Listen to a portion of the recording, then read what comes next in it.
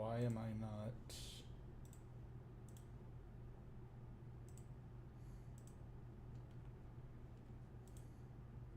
Shop the season's best deals during the...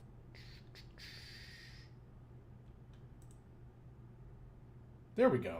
Awesome. Great. Hello, and welcome to the live stream. Oy, that was a little stressful trying to get that up and running, but we did it, and I think we should be good. Let me know if there are any problems. How's everyone's day going?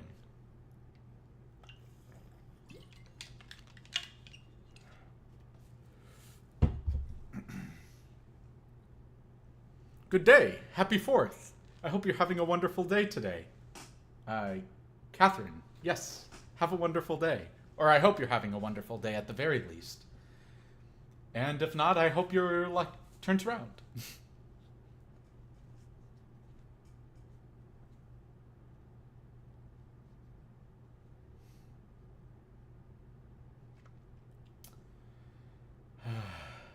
It has been quite a week. I apologize for missing last Thursday. What ended up happening was it wasn't so much of a sickness, but it was more of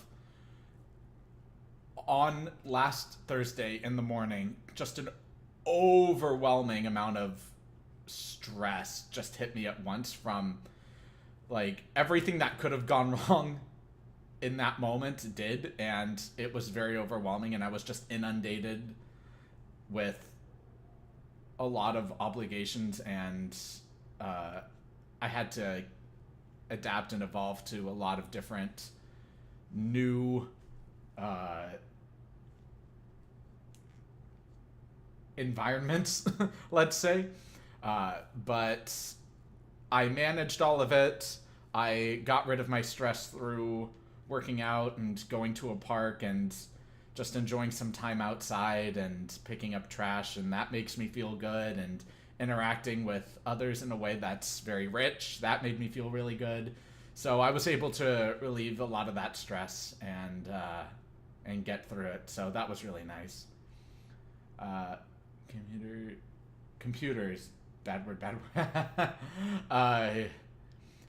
While I'm not tech savvy in the slightest, I wouldn't say computers are necessarily the worst thing, but I am under the impression that we as a society were not ready for social media. We were not ready. Hiya from the UK. Hello from the UK. Wow, it must be really early in the morning over there. Or really late at night. I'm not exactly sure what our time zone is, but I'm really glad you can join me here. That really means a lot. Thank you so much for being here. Man.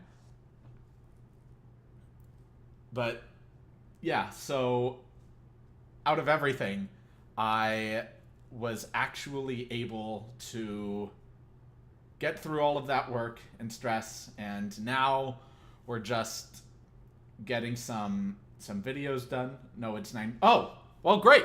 Great. Wow. What time zone is 12 hours then? I don't know, but 8-hour time difference.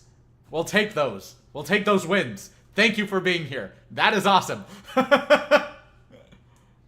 Sorry, I won't be able to stay long. I have to attend another live that I'm a moderator, and it starts at 5.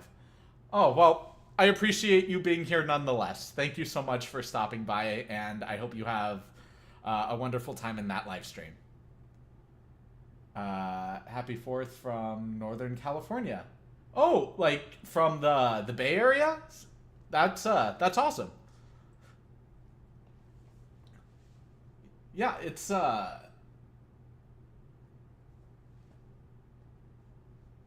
California is a very big state. I'd say some of my favorite places outside of Disneyland in California is one, the Satwiwa Native American Reserve Cultural Center because they have a hike.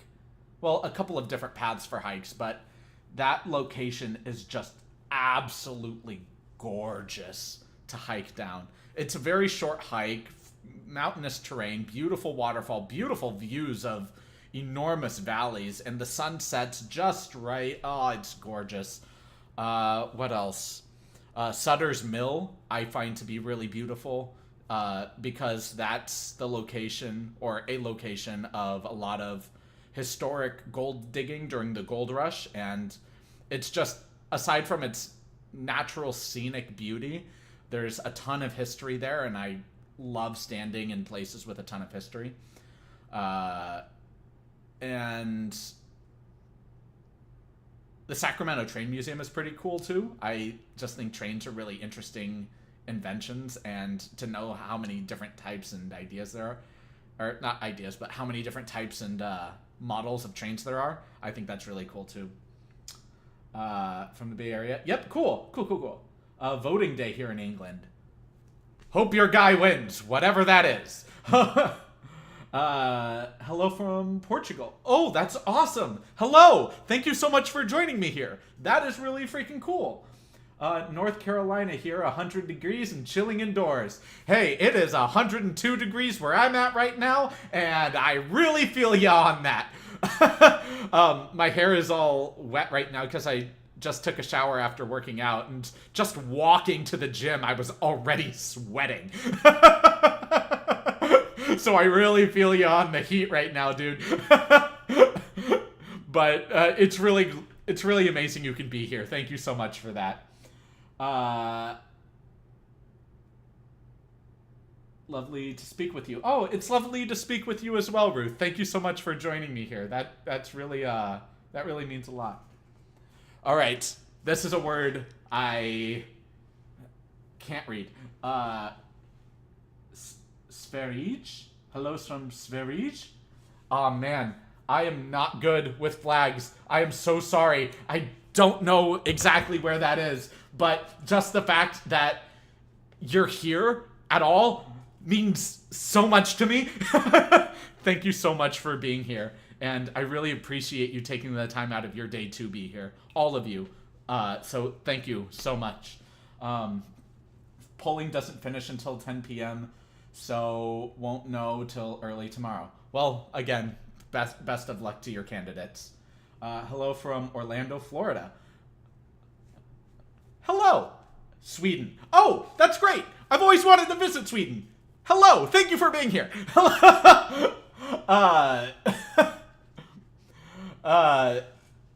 Yeah, and in terms of Florida, that's actually a state I haven't visited yet.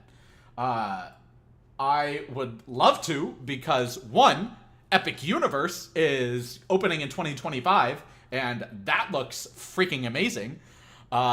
Two, it would be really cool to visit just Universal Orlando in general and the Disney parks. But even more than that, just going around Florida and seeing, like, just a lot of the cultural areas, or rather historical areas, and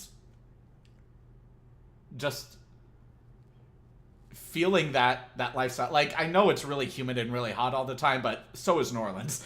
So is Texas. So is California. So, but California is more dry than humid. But that being said, it would be really cool to visit there at some point in the future. Same thing with Sweden. A comfortable 86 here in Pennsylvania. Well, lucky you! No, I'm happy for you.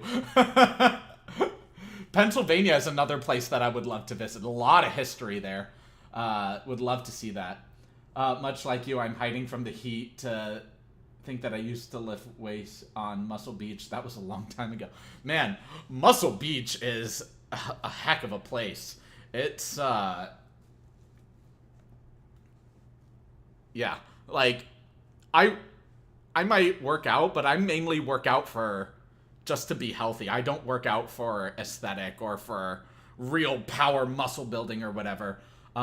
Though I have been thinking recently that I really would like to learn some martial arts, some kind of defensive training. I find it more and more necessary to not only pursue virtuous virtuous elements of my character, in terms of developing my character rather, but I need to be able to have the material strength needed to support myself in that way. It's really difficult to describe, but I hope you guys are trying to or I hope you guys are getting what I'm trying to both understand and reflect through my speech. It's to pursue both, to have both a recognition of the material world and realistic ideals while maintaining personal development that goes beyond the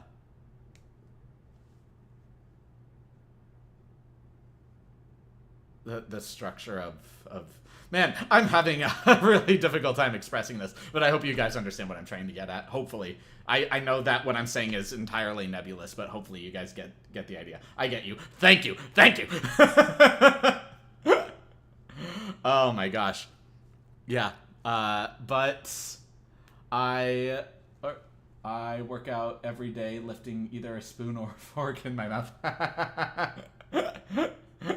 That's funny. Yeah, it's like there was a period of time that I was really working out really hard, like all of my muscle groups and everything like that, but ultimately, in order to make myself fall in love with the process of working out and the process of actually being disciplined enough to go to the gym every single day of the week, no exception,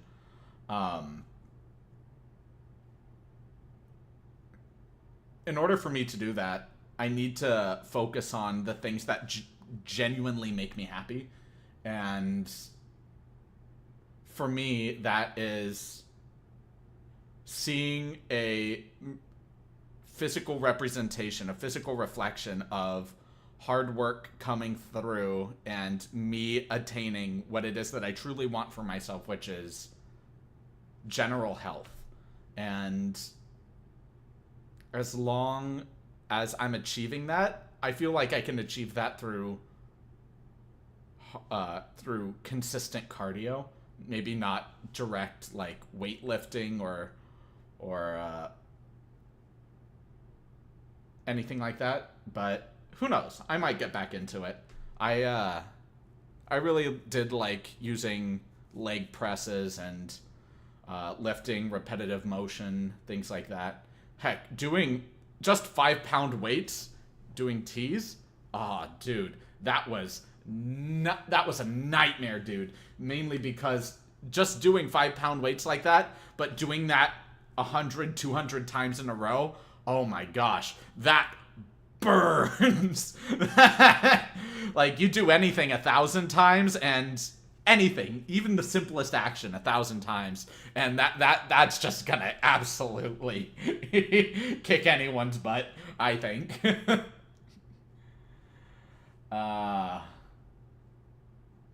Yeah. But it took a really, really long time and a lot of inconsistencies and a lot of failures in order for me to actually get to a point where I can enjoy working out. So it feels really good to, like, even though I'm not doing a lot at the gym, I'm just focusing on cardio, I'm really happy that I'm at least at the gym every day, sweating, working out, and doing my thing. And I think that's a critical first step. In order to engage with anything for the first time, I think the most important step when starting something is to develop a love for it. Not just to say, I'm going to have an iron will and master this thing, because I find that very, very, very few people in the world actually have iron wills. to persevere through anything, even the things that they detest. You have to develop a true appreciation, a true happiness towards doing something that you can incorporate into your day-to-day routine that genuinely makes you fulfilled and happy. So it doesn't feel like work necessarily, even though it is. Like, there's still elements about working out that I don't like. I don't like feeling exhausted. I don't like feeling sore or tired or out of breath.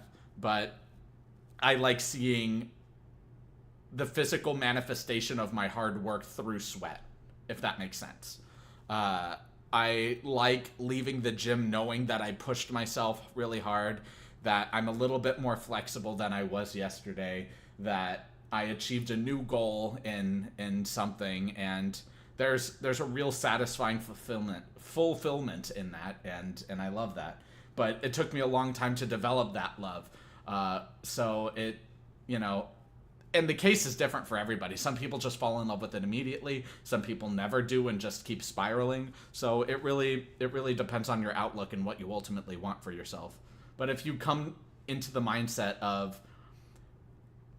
I am not a victim of circumstance, I am strong enough to adapt and mold myself to whatever vagaries situation, circumstance, or environment that I'm in, and am strong enough to persevere through that and to still make the right calls, the right actions, in alignment with who I am as a person and my morals and my values, without sacrificing any of them for comfort, let's say, or because it's in our best interest or whatever the case is, then I think that's the right path to follow.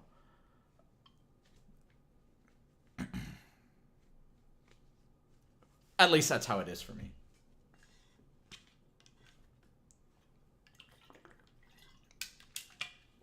But man, let me tell you, I'm really tired today. I woke up this morning, got some coffee,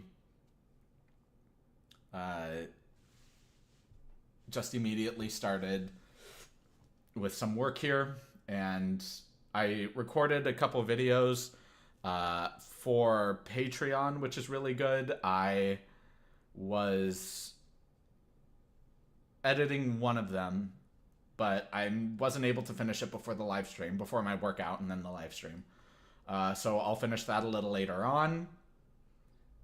I'm really far ahead in terms of music reactions. So the moment Patreon launches, you're not only going to have full access to not just these videos, but videos that were either taken down off of YouTube that might still be on Patreon, in addition to all of the other videos that I have waiting in the wings to be posted to YouTube for there too. So hopefully, and there's going to be 3 different tiers for that. And I still have to make a lot of content for the final tier. And it's taking a long time because I already have a busy schedule outside of YouTube. But I really appreciate all of your patience. I say this in every video, but I really want to stress it in this live stream as well, that I really appreciate all of your patience to those who have asked me about it. I really want to make something really of value for you guys. And on top of that, I'm trying to do like actual singing or beatbox content, but it is really hard to do without a real accompanist. So I might just stick to maybe tutorials or maybe gaming content. Like, the name of this channel is Good Evening Stories, and even though I try to tell stories in my reaction videos, like personal stories, I really do love storytelling, and I think there's a lot of really great anime and a lot of really great video games out there that do a great job storytelling that I would like to dive into. So we'll see how that goes, and we'll see what everyone's response is to that down the line, and we'll see how the Patreon goes. It's all a work in progress, so we'll see how it goes. I used to think that somehow integrating exercise with video games would be a cool thing.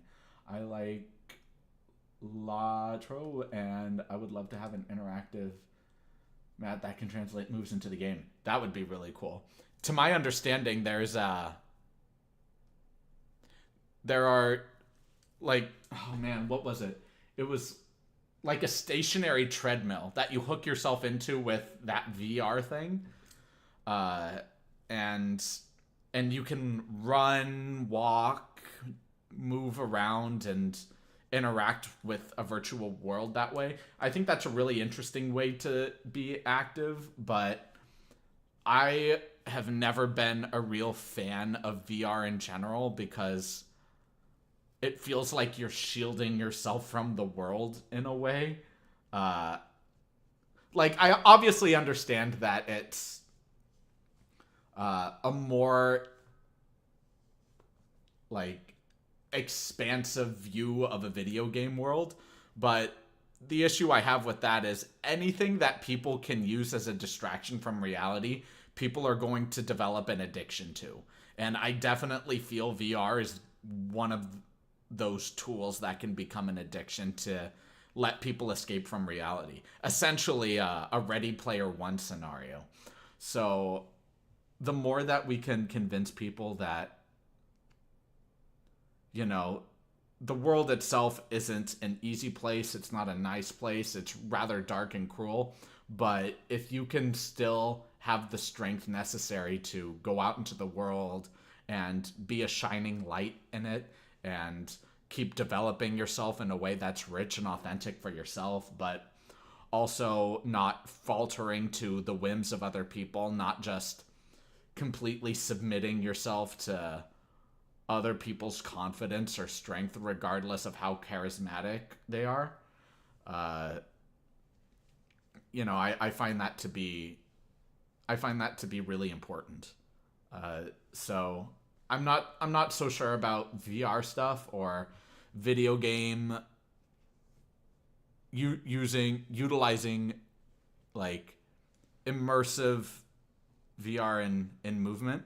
But honestly, as long as you have a sense of control over yourself, and like you understand what VR, or not VR, but what the potential risks and consequence to the potential corollaries rather to combining those two elements of gaming and working out, then all power to you. I genuinely wish everyone the best if you find a creative solution to a problem that you have, all the way. I used to get yelled at in the gym on leg day. You want more weight? Yeah, more please. Now lift. That's funny. God bless and enjoy the rest of your day and evening. Likewise, I hope you have a wonderful rest of your day. It's all about balance. Absolutely. Happy 4th, everybody. Happy 4th. Happy 4th. Yeah, it is about balance, and it's just personal recognition and self-accountability and just doing your thing, Not VR, but use your movements to drive the game. I couldn't last too young. I use a walker and I'm in my mid. Fair. That is actually pretty cool though. Yeah, something I noticed about my father is he is man, how my father's in his 70s now, and my mother is approaching her 70s, and he's starting to have a lot of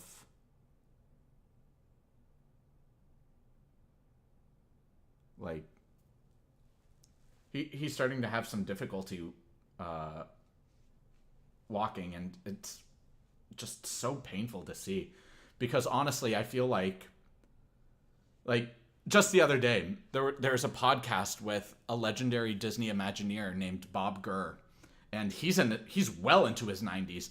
Heck, I was looking at Dick Van Dyke recently, and he's I think 97, 98, and he's still got pep in his step and everything. And honestly, the fact that their mentality, their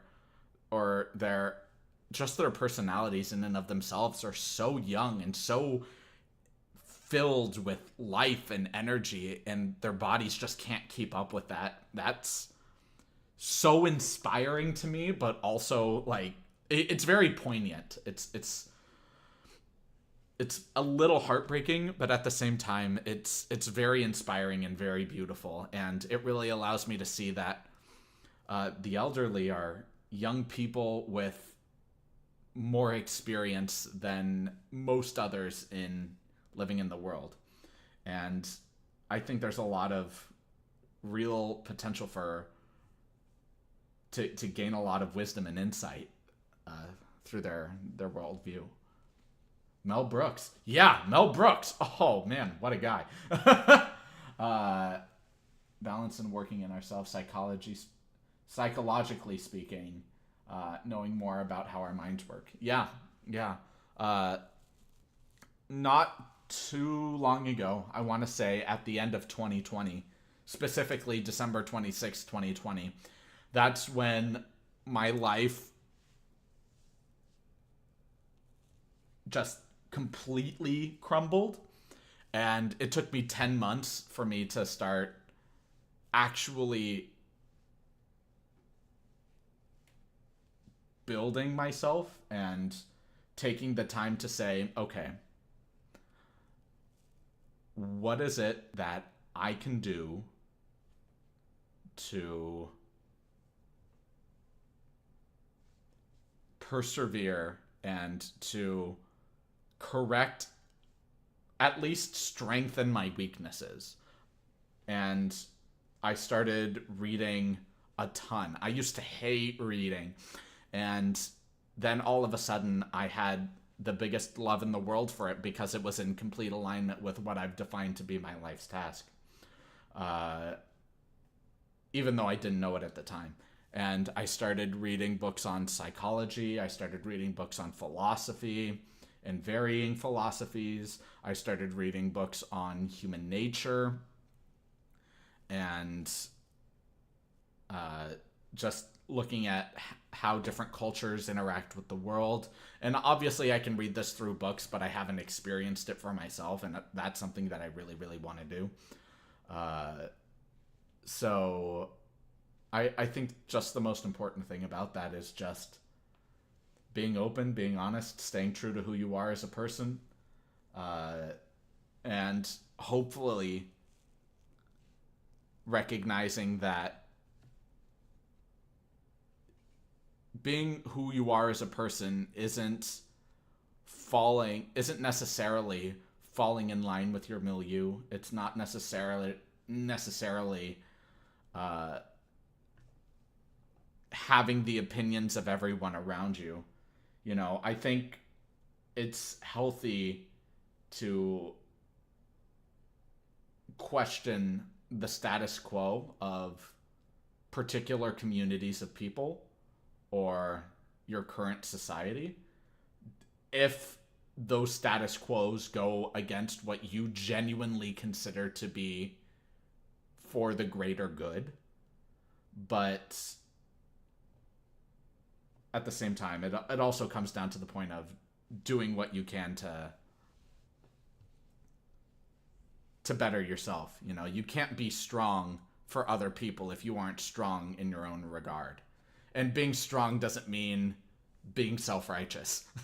Being strong means having the discipline and strength necessary to adapt to any situation, to not spiral in times of adversity, and to be able to wholeheartedly depend on yourself through any challenge life throws at you, whether it's the loss of sentimental goods, the loss of loved ones, or maybe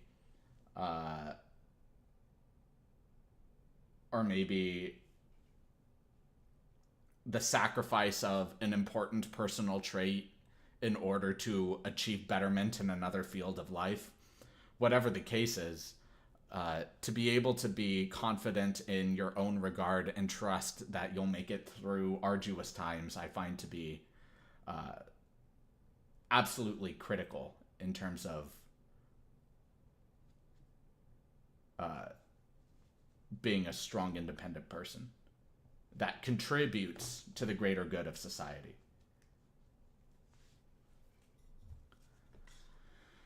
Ay, that was a lot. Life is a series of starting over. It's how you take the defeats and the bad things that happen to you and keep being true to yourself and value your loved ones. Absolutely. I wholeheartedly agree with that. Something that I've realized actually in recent times. Hello, bro, hello, please. Reaction song Dimash. I have quite a few Dimash reactions on my channel.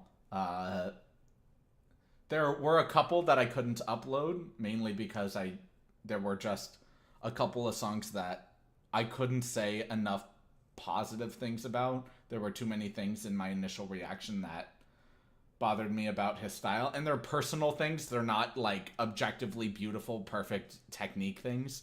And if I'm not happy with the way that the video turns out, I'm not going to upload it, unfortunately. So there's just 2 Dimash songs. I don't remember what they were called, but I couldn't upload them. But not to say that Dimash is a bad artist by any means. As you can tell through my other reactions of him, I think he's amazing. But not every song he did is my cup of tea. So I will look at more Dimash songs in the future. And if there's a few that really stand out to me and really just... I just can't stop raving about them, then I will absolutely upload them. Same thing with Diana. Song Sinful Passion. I thought I already uploaded that one, but if I didn't, I will absolutely look at that, so thank you. I believe most people in the world want the same thing: comfort, friends, safety, and love. Kindness and respect goes a long way. My daily goal is to have at least 3 people laugh and smile, pass it on. That's a really good goal to have. I think that that's really sweet and endearing and provides a lot of light to others. Honestly, in our day-to-day, when I look at a lot of main protagonists in television shows, for example, we see those people go out into the world and pretty much revolutionize what it means to be a good person. And they're just so virtuous and they always follow their heart, but without really losing any ability of pragmatism. And they're they're the most well-rounded person that have the greatest character traits of all time, which is why we can immediately rally behind them as a character. It's just those people are so few and far between in the world. And honestly, I feel but I feel like if you truly love and support your loved ones, your friend circle, the people that truly matter in your life to you, and you are just doing everything you can for them, not even to say that you're doing it for every injustice that you see in the world, or you're going out of your way to fight every battle that you think is worth fighting or anything like that. But if you're just focusing on the people you love and care about, that's already a ton of work. And I think that that's already enough as a person. Because if all of us can maintain that mentality, then all of us can feel a certain level of true happiness and joy to know that there are people in our lives that deeply care about us. And this is where I think social media actually serves to our detriment in general, where we like the idea of having thousands, tens of thousands, hundreds of thousands, millions of people around us. And honestly, some of my favorite moments in life have been me enjoying things, not just by myself, because I'm very introverted and I really enjoy time by myself, but sitting down with a single friend and just watching something with some hot chocolate together, or just waking up in the morning next to a partner and just going out for a coffee run, or enjoying a cup of tea, maybe getting some dim sum,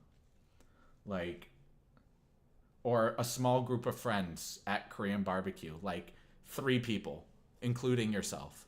I find that giving people, a small group of people, or even just one other person, your undivided attention there's something so beautiful that it's just it. Those are the most impactful moments in terms of engaging with another person that I've had in my life. And honestly, I feel like there's a quote in Avatar, and I'm going to quote Avatar my entire life because it's my favorite show of all time. But Iroh says at one point, who is the wise sage character of the show, he says, I believe people can change if they want to. I believe in second chances. And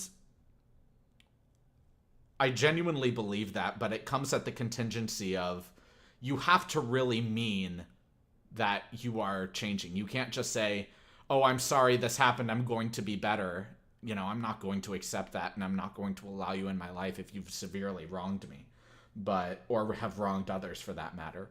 But if you have a genuine drive in your heart to change your specific attitude about something, and you are taking decisive, clear, pragmatic action to being better, then I would love to see that journey unfold. Not too long ago, I went to Starbucks, I set out my chess set, and I was just studying Japanese, and a guy that was doing DoorDash and waiting for his order approached me, and we had a very brief conversation. And he said that he was recently released from jail, served 5 years for... he didn't tell me what he served for, but he was on parole, and he was just trying to do his, trying to catch up with the years he lost and doing everything he could. And obviously I don't know him well. I don't know what his intentions are. We never saw each other after that. But there was this look in his eyes.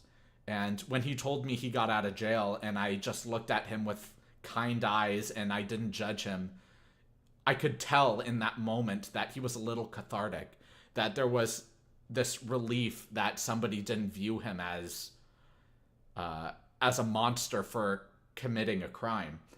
You know, like, I saw a teardrop tattoo, which probably means he killed somebody, but with that said, you know, if a person is genuinely doing something to better themselves, yes, of course, there is an element of intrinsic mistrust, because I feel like just in general, we have a mistrust of a lot of people in society without understanding their history, let alone understanding a little wrong they might have done. But that being said, I feel like most people have at least had impulses to do things that we've known to be wrong. There's a certain level of thrill, a certain level of adrenaline that comes with doing an action we know to be wrong, you know, and I don't fault people for that. You know, I have been absolutely wronged from a bunch of people who have had those impulses and have acted upon them against me. And I have also, unfortunately, committed to acts that are regrettable, that have hurt others, because of these impulses. But at the end of the day, all we can really do is recognize our failures, recognize our regrets, and understand the fact that these are things that we're just going to have to live with and own up to and accept, and do what we can in the present moment to better ourselves, to genuinely go out into the world and do what we truly believe is the right thing, adding a little light to other people's days, adding light to our own lives, not spiraling in a pit of self-pity or victimhood or depression or fear of the future or anxiety, but rather staying completely in tune in the present moment, adopting a little bit of that Buddhist mindset of really appreciating where we are right now and just engaging with the world in a way that genuinely serves the greater good, however it is that you internalize that. You should check out 212 Philosophy. It's all about giving one extra degree of effort. At 211 degree is hot water, 212 it boils. Create steam that can power an engine. That's really cool. I'm actually going to take note of that. Because where is my stuff? I have so many Post-its and no pens. No. Here's a pencil. Okay. 212. Cool. So, yeah, like some of the books I'm actually rereading right now is Robert Greene's The Laws of Human Nature, which the first time I read it, it helped me tremendously. So I'm rereading it to try to absorb as much as I can from it again. And it's been a while, so it's really nice picking that book up again. But also, I'm also just really interested in different types of philosophies, how different philosophies engage with the world. I think there's a lot of value to be gained in a myriad of different philosophies, whether it's Catholicism, Judaism, Buddhism, Taoism, Stoicism, whatever the case is, whether it's religiously inclined or not. I think there's a tremendous amount of value to be gained, at least in the either the metaphors or the practices themselves, or exercises maybe. But regardless, if you very much to philosophy, if you engage with human beings with an open mind and an open heart, I think that can go an absolute long way. People are just tired of being ignored. In this age of social media where everybody's posting their highlights of their life instead of their typical mundaneness or their failures and faults, it's really nice to engage with people that you recognize have faults, that you aren't judging or criticizing. And if a person sees that you have heard some of their faults and you're not judging or criticizing them, I think real relationships and kinships can be forged through just the simple act of showing unconditional positive regard to others. So that. Thank you for introducing me. I owe you big time. Well, I mean, I appreciate that, but I was introduced to him through this channel as well. Me starting this channel was for a couple of reasons. The first being I really wanted, one, a side hustle that I could use to just subsidize a little bit of my lost income. Two, to try to make an attempt to see some, because I deleted all social media a long time ago, and this is the real only social media that I have, YouTube. But in terms of YouTube, I wanted to try to uncover some hidden truths that I might not have recognized and see some of the beauty in other people. And honestly, I haven't even been doing this a long time, but just the outpour of not just general support, but and it's more rare that it happens, but just the fact that it happens at all. Just knowing that there are people that actually do very politely engage in real discussion, offering very unique viewpoints in a way that is very direct and very unapologetically themselves, but doesn't retaliate against differing views. It's just so beautiful being able to see like the kinds of people that I've been able to see through here. And on top of it, I'm a musician, you know. I really love learning and seeing new music as well. But even beyond those things, which I think are already enough, I really like the idea of sticking true to something daily. Very similarly to working out, it's a level of discipline that I've lacked in my life for a very long time. So to be able to wake up every day, ensure that I at least get these things done, which is working out, filming a video, editing a video, or filming multiple videos and editing multiple videos, whatever the case is, it's engaging with this in terms of creating a certain level of discipline and routine, I find to be also very important. Not to say that I need to do the same thing every single day of my life, but to develop long-term goals in addition to appreciating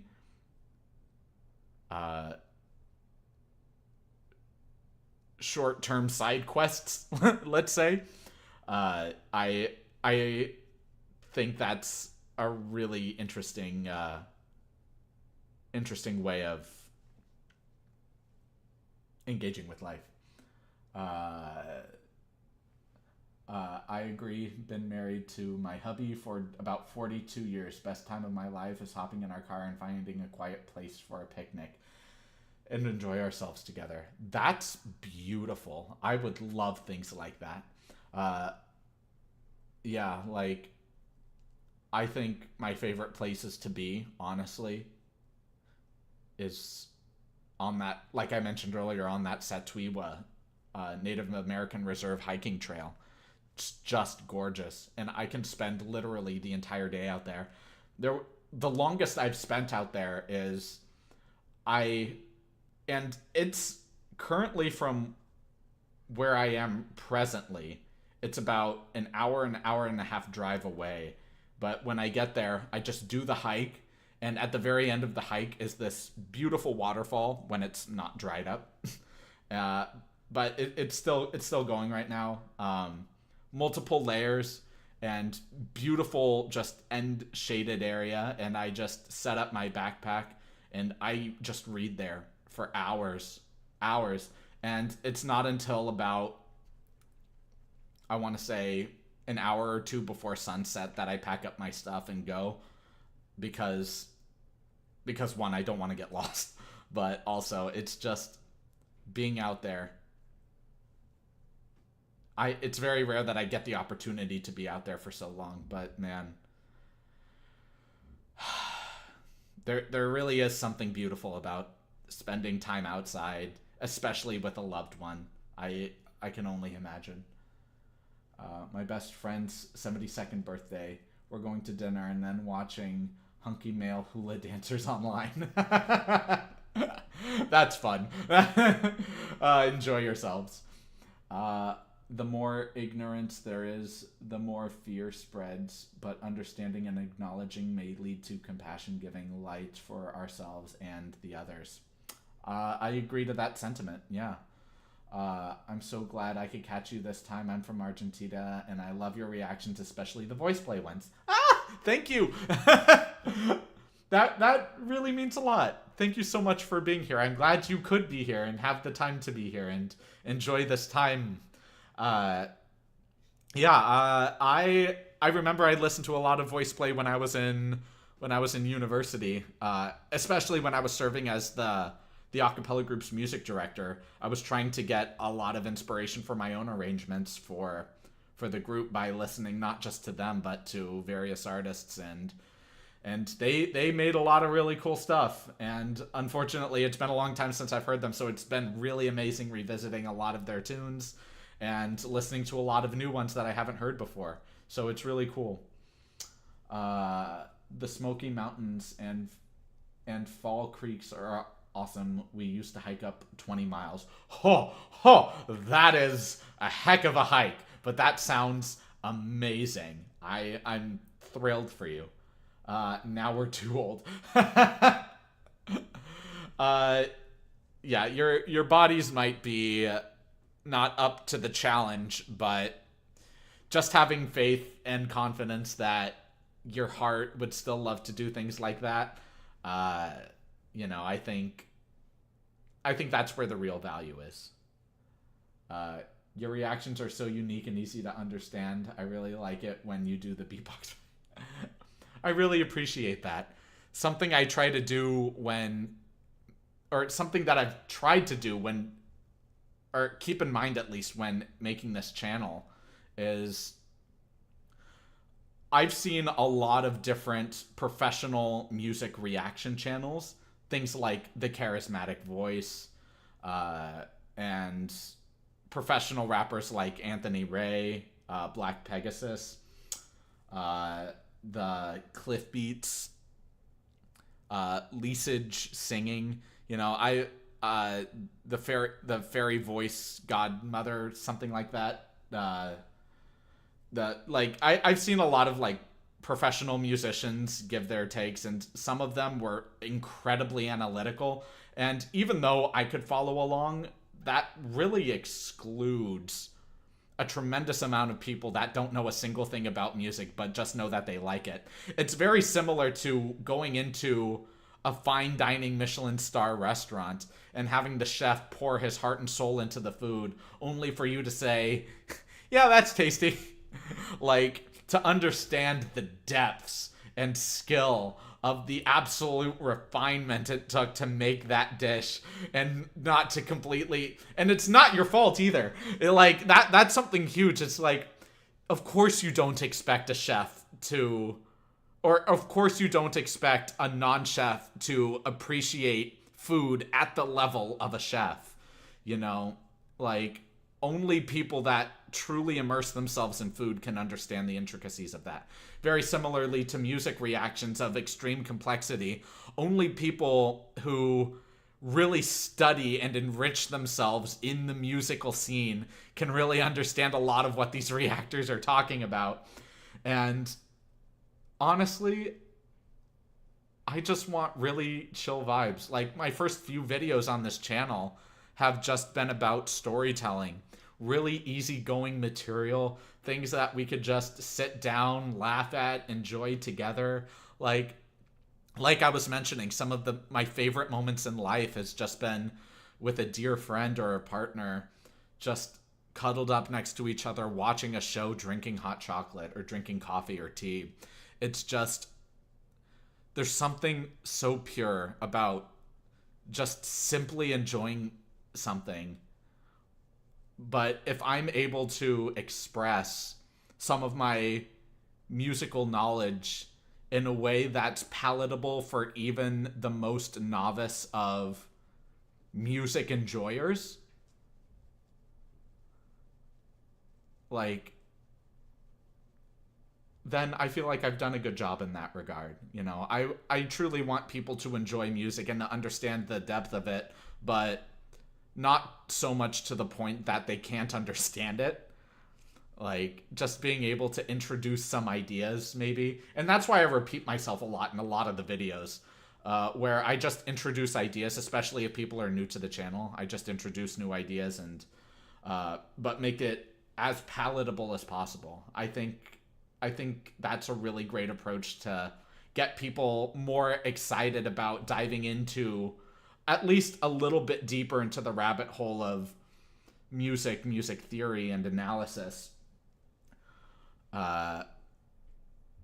without feeling like they're drowning in material or content, you know? Oh, wow, I missed a lot. But I'm really glad you also enjoy the beatbox parts. I love beatboxing. I finally caught one of your live streams. You're one of my favorite reactors, especially with beatboxing. You have a very uplifting vibe. Oh my gosh, that means so much. Thank you so much for saying that. Trying not to get emotional here. Yeah.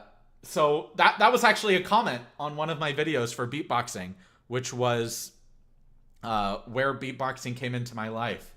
So I've always loved just making random sounds with my mouth,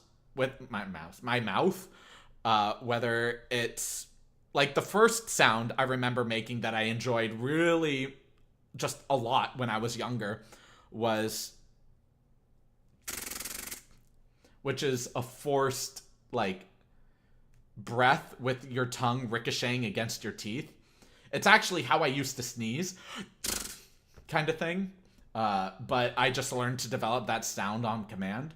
But I had no idea how to incorporate it. I just liked making the sounds. Very similarly to basic sounds like things like that.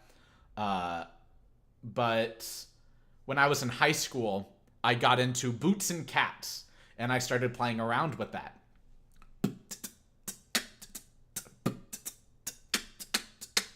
Something really simple like that.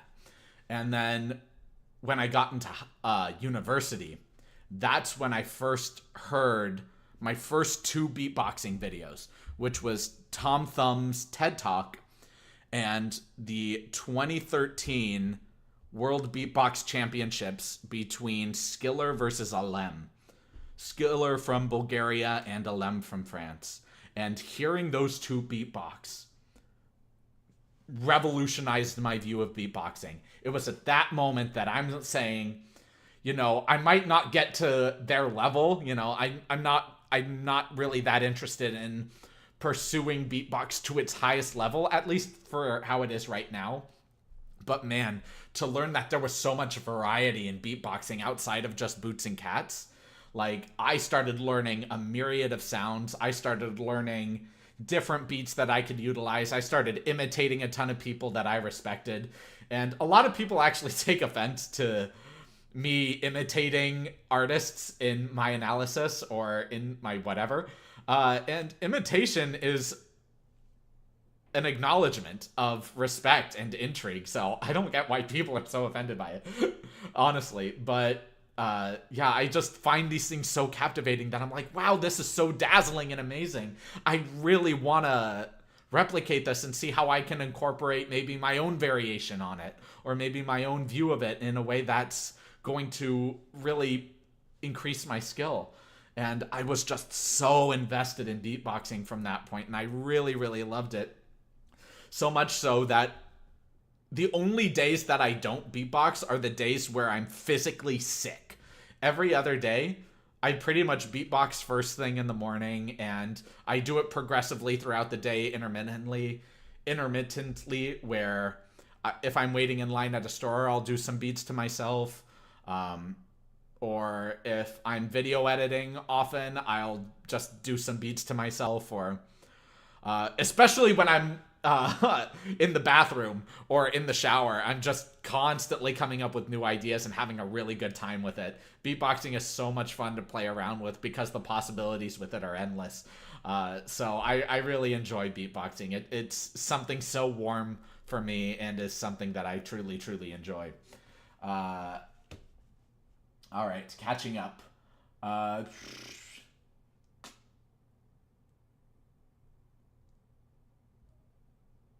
Yeah, sometimes when they talk about chords and techniques, I just nod along. Yeah, there are even some times where some of them talk about things that I'm not even that familiar with either, so I'm right there with you, and I graduated with a degree in music. My sister has a master's in music, and I'm even better at music theory than she is, she admitted to me. So I think it's just really, you know, like, we all have varying levels of musicianship. Like, even Tim Henson, who I've reacted to a few times on this channel, who is just this incredibly profound guitarist, like, has some real technical chops. He admitted on one of his interviews that his music theory knowledge is decent at best. So, you know, like, some people are real nerds and real geeks about music, and all power to you. But if you're trying to reach a wide audience of people, I don't know if that's the way to go. It might make people feel a little, like, it might inform people and really educate them about stuff, but it also might make people feel a little insecure about their knowledge. Like, why don't you know this information? Shouldn't you know about the hertz of the voice and what embouchure or timbre that these things are? What about a Fach? You don't know what a Fach is? And I've actually engaged with conversation with those types of people in person before. And I don't know, man. I think music is an experience that we need to enjoy, not be hypercritical of. And that's what I try to do in my reactions as well. Like, you guys don't know this, but because I don't show this in reaction videos, but if I actually wanted to be critical of the artists that I'm reacting to, I could be. But those videos would be hated. Absolutely hated. Because I can comment on every detail that I heard that bothers me. I can comment on every detail that I heard that is, according to the rules of classical music, are incorrect and wrong and should not be applied. But man, that makes me miserable just thinking about that. Like, if I if I had a student that genuinely wanted to pursue classical training, only pursue classical voice, and achieve greatness, true greatness in the field of opera, I could bring out that harsh critique or that harsh critic and say, this is everything that I hated. This is everything that you did wrong. These are the things that you need to do. And we would understand each other that all of this is for the sake of growth, for the sake of excellence. And we could do that. But just the way that I like experiencing music, like, I think music is just a way of sharing. It's like poetry. It's just a way of sharing thoughts and feelings through a medium that transcends language. You know, I think there's something really beautiful in what music reflects about human nature. And I try really hard to appreciate the things that I really enjoy about the music and display that in my reaction videos. But with all of that said, sometimes there are just, like, I'm a guy that you can pretty easily tell what I'm feeling initially in terms of something. So if I have a reaction to something where I just don't like it, I'm just going to scrap the video, because I don't want other people to think that I hate the artist, because I don't. But there's just some things in music that really agitate me.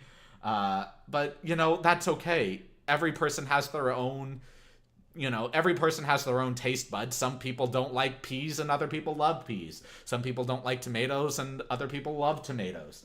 I don't like certain styles of singing, but some people absolutely love it. It's to each their own, and that's a beautiful thing. But ultimately, it comes to the point of, what do I want to convey in these videos? And I want people to enjoy having that first time reaction to something. I want people to enjoy having a human connection, even if it's through technology in this case, which isn't my favorite thing, but, it's what we got. And just enjoying just a human element together. I think a lot of people have a general distaste for humanity, like, the world would be such a better place without humanity, meh, meh, meh. And I think humanity has so much potential, and, like, unlimited, limitless potential. And we've done so much good, and we're just constantly focusing on our negatives and on our faults. And honestly, I genuinely believe that most people want to do what they truly believe is right in their heart, which I think is a beautiful thing, but just have no real way of acting about it, because we spend so much time destroying our social skill by being online, or by not truly engaging with the world and with others with an open mind and open heart. It's very terrifying to engage with others with an open mind and open heart, because if you're not self-assured in yourself, if you're not confident in your own values and belief systems, you can be a leaf in the wind and be dragged into very dangerous circumstances. So it's really important to have a very strong sense of self, but to actually go out and be a warrior in a garden, not a gardener in a battlefield, doing everything you can to show real human elements, whether that's elements of weakness, or rather just going out into the world and saying that, these are the areas of my life where I am strong. These are the areas of my life where I am not as strong, and am currently developing, so nobody can take advantage of these not as strong elements. And then actually engage with other people in their own world views without feeling like your own views are being challenged, without feeling like your own views are being disrespected. If a person just lives life in a way that's richly and authentically their own, that is counter to the way that you live your life. Maybe there's value that you can gain from the way that they live their life. It's not a direct challenge on your own life, but you can take elements of things. You don't have to completely embody a specific mindset, is what I'm trying to say. It's just being authentically and genuinely, yourself, and feeling open to criticism, actual criticism. Like, assuming that people might be very rough and very coarse. If you guys were to meet me in real life, I will always say what I believe is true to me. And whether that's right or wrong, and I will acknowledge at the moment that I am proven wrong, but I can only live my life in a way that's authentically myself. And since I'm still kind of socially awkward, it's very easy for me to rub people the wrong way. And my friend group absolutely recognizes this, but they see past all of my eccentricities and see me for the kind of person that I am. They see what my action is. They see me for what my character is, regardless of my values, regardless of like what it is that I try to embody for myself. They see the person that I am, and that's what they respect and love to be around. And very similarly to me for them. So if you guys were to have a first impression of me, my first impressions typically aren't that great. I might come off very offhand, very antisocial, or very rude in terms of not really listening to another person's perspective, but it's really the opposite. I'm fully engaging with their perspective and asking questions about it, not to challenge it, but to get a better understanding of it. And it's tough, man. It is really tough. But, it's a learning experience. And, something that I also notice is we try not to, or I find it important to recognize that we as people need to make sure that we don't see other people as static images. We as people are constantly changing and evolving over time. Like, if two people were to get into a relationship together and then get married, and then later down the line they're like, oh, this isn't the person you used to be, and I'm like, well, no, they're not. Of course they're going to grow and expand their worldview over time. Like, granted, not every situation is the same, and a person might be a truly much more deplorable and resentful and acrimonious person, but, worldviews change. And I think the real good things to fall in love with in a person is how they treat others. Something that is so fundamentally core in their human being that not necessarily their values or their work ethic or things that are actually much more changeable over time than real inveterate habits or real inveterate aspects about their personality that are just so unlikely to change, that those are the things that are probably going to be consistent with them through life, unless they change their mind later on down the line where they think that it's no longer serving them. And in which case, to be a supportive partner, you just say, I'm here for you, I'm supporting you, and I want to do everything I can to be here and support you on this process of personal fulfillment and betterment. But man, it is really, really tough to do that. Let me catch up because I have not been reading these at all. I am so sorry. I went on a train of thought and did not depart. And let me read. If you ever have the chance to visit Portugal, the Gerês National Park, it has amazing... I would love to visit another national park. I would love to visit Portugal. Yes! Yeah! I would love that. By the way, you look a lot like my brother. It's uncanny. Thank you for making your video so chill and welcoming. I'm a pretty generic looking man. I don't think I have a lot of really profound features. So I think that's funny, but I'm really glad that I can add something of real value to your day. Good evening. Good evening. Thank you, darling man. You do a grand job. Oh, well, thank you.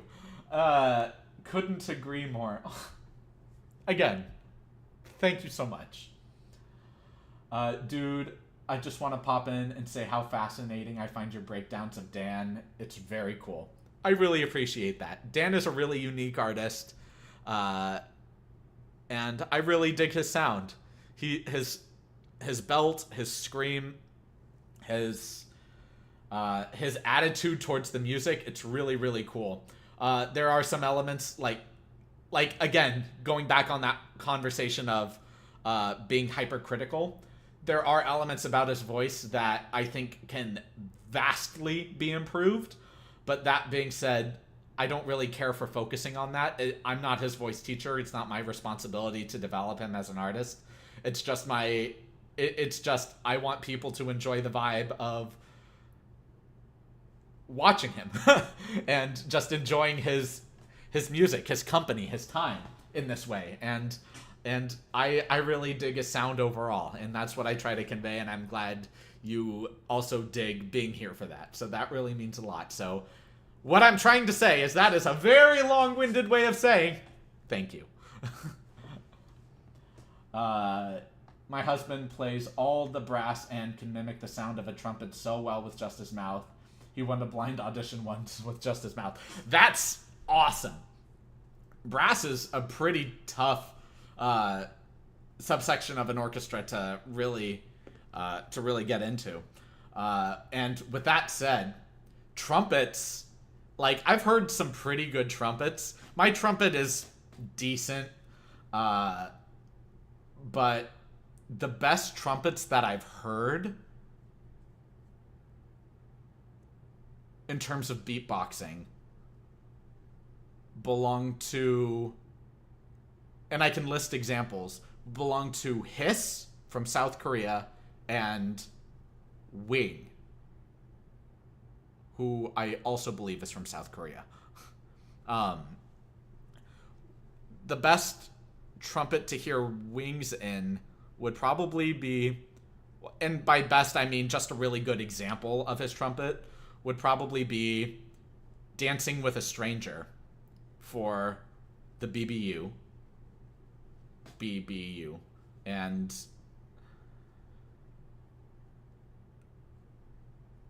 Hiss's Dream Again, also from the BBU.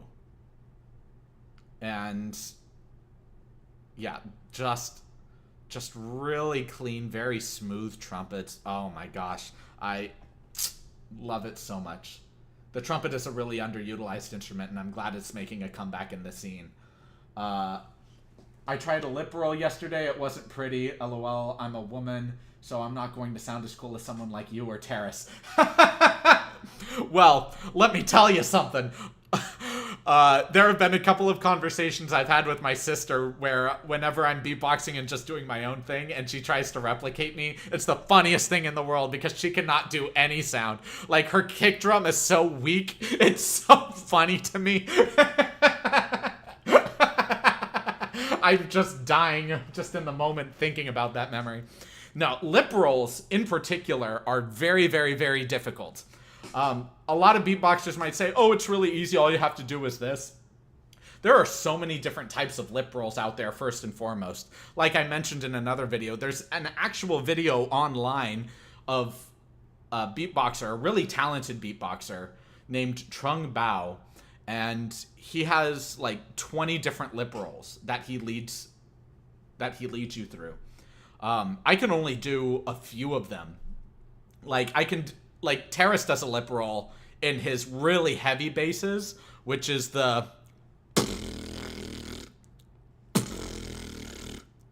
bass.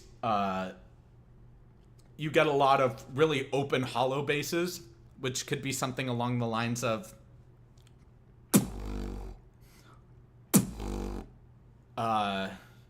you get like there's so many different types of lip rolls in particular, let alone lip basses, and it's just such a huge rabbit hole, and there's so much that goes into it. So don't feel discouraged. Like, like, I'm still trying to learn inward bass. I've been trying to learn it for the last month, and every single time I even attempt to make the sound, I keep choking on my own tongue or my own spit. And I haven't even been able to even remotely create the sound. But just don't feel discouraged. It takes me so long to even learn sounds that should take a few days to learn. But for me, it takes months to even create the sound, let alone make the sound consistent, let alone make the sound consistent enough to use in a beat comfortably.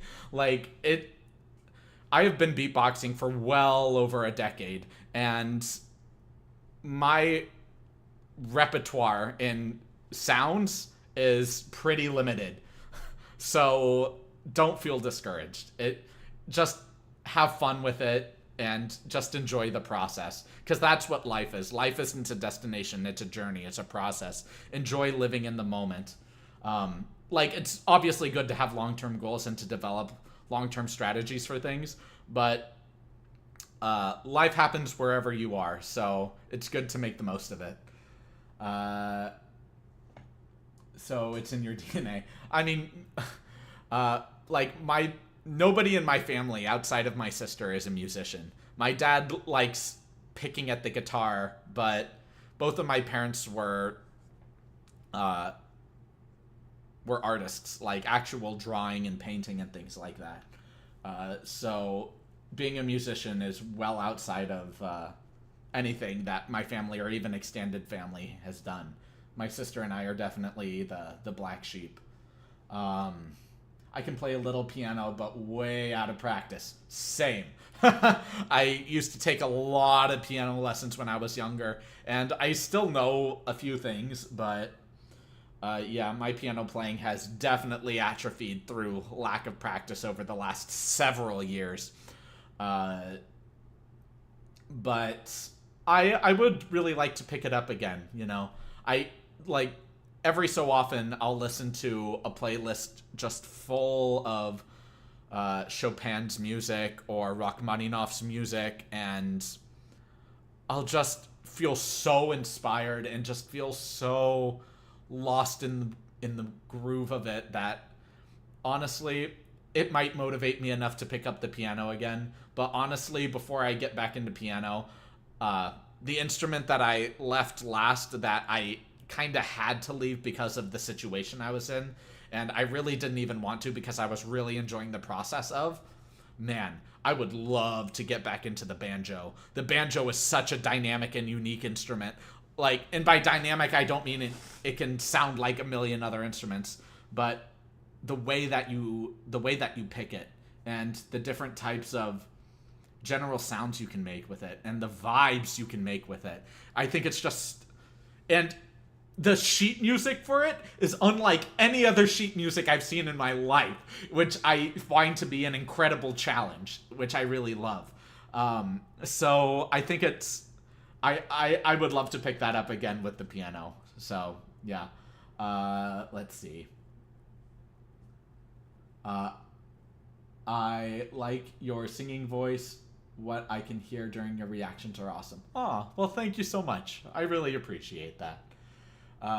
But you should be honest too. I agree. I do my best to be honest.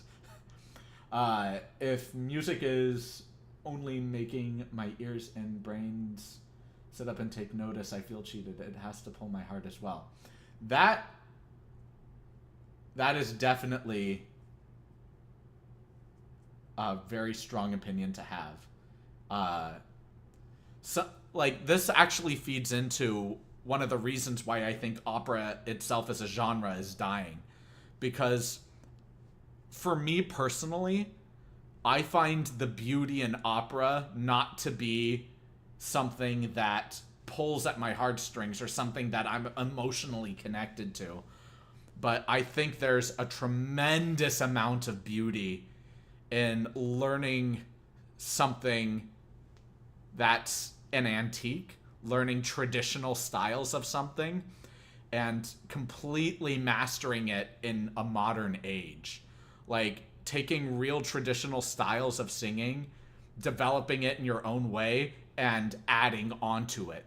creating, like, expanding the barriers of what's possible, but without losing the value of tradition. And opera can be very intense, very poetic, and very emotional. If any of you have ever seen Madame Butterfly, that story is tragic. La Boheme, tragic. There's just so much that goes into it. But it's not. And as someone who loves storytelling, obviously I love opera in that regard too, because it's all about storytelling.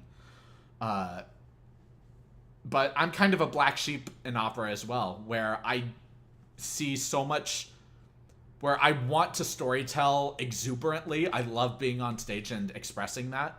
But at the same time, a lot of opera now is just so focused on the technique and just standing there in beautiful outfit with a beautiful stage and just nothing you can really connect with. And I think that that's just so tragic. But at the same time, I also find it to be very beautiful. A person putting their absolute all, their entire life's work into learning, developing, mastering, and becoming truly excellent. Achieving true excellence in the field of voice. That is so mind-blowing to me. Like, doing that in any field, but especially one where I can connect with, like, storytelling is so mind-blowing to me. Learning the ancient ways and mastering them only so you can expand upon them. Wow. But that being said, I completely understand why people might not connect with it, very similarly to why people might not connect with artists that just don't have any emotional value. The artists themselves can truly be great, but oftentimes on many artists' videos that I think are actually great in terms of their voice and technique, they just get so much hate because they're like, you're so expressionless, or your reaction is just terrible, or you're not giving me anything to work with, or things like that. And I'm like,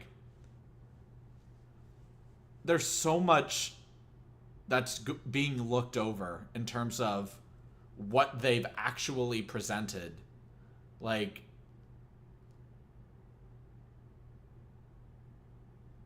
I don't know. I've said my piece. But to truly appreciate someone's technical prowess outside of having an emotional connection, I think there's a lot of value in that. Wise words. Well, thank you. Must leave soon. Thank you for tolerating this old lady. I don't tolerate any of you. I just so deeply appreciative that you're here. I leave you with this thought. Love is like a potato salad. Spread it around and you have a picnic. Have a wonderful week. That's really endearing. I really like that. Thank you. I understand where you're coming from, but it's easy to see the kindness in you. I'm autistic, so I have to work very hard not to be blunt. I don't mean to be rude to people, though. Yeah, absolutely. And I really appreciate that. Thank you so much. It's not a matter, I think a lot of things that people misconstrue is people's intention. Like, it's very difficult saying and committing to, in terms of action, the right things in any one given moment. And that moment just happens out of the blue, and you have to respond to it in a way that's socially acceptable. That's so stressful.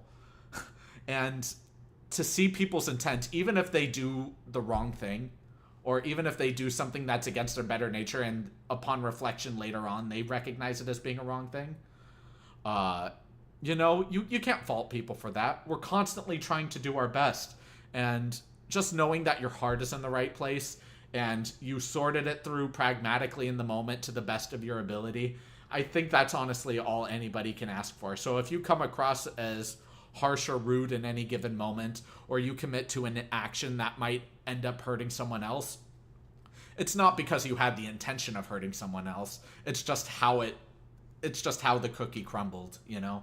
And there's nothing you can really do about it aside from learn from your mistake and keep growing and not dwell too much on it. And it's really hard to do that, especially regularly. So all credit to you. You know, I'm sure it must not easy. I'm sure it must not be easy having that kind of challenge, but you know, I'm sure you're persevering through it in a way that is genuine for you and makes you happy. And honestly, I'm proud of you. Yeah. Are just darling. Aw, thank you. I saw you were live as I was heading out, but I love your videos. I just wanted to say thanks for your honest reviews. I learn a lot from your perspective. As an author, I am the black sheep. Oh, okay. That's really sweet. Thank you so much. I have such a huge respect for authors too. Like, there was a point in my life where, and there kind of still is. So, oftentimes, before I started getting hooked into addiction, unfortunately, I would take very, very long night walks. I'm talking 3 hours from 3 p.m. to 11 p.m., sometimes from midnight to 3 a.m. Like, I would take very, very long night walks. And the entire walk would just be me existing in my own world. Like it's a story.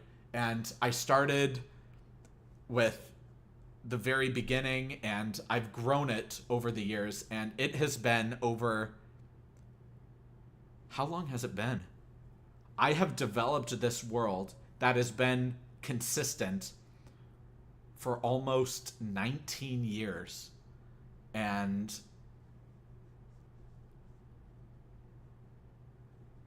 I have wanted to document it in a book format for so long, but I do not have the felicity or the patience to work on a project just being in front of a screen or writing it down analog style. Like, being an author must be so arduous because you have to express what it is you want to express to such a diverse array of people.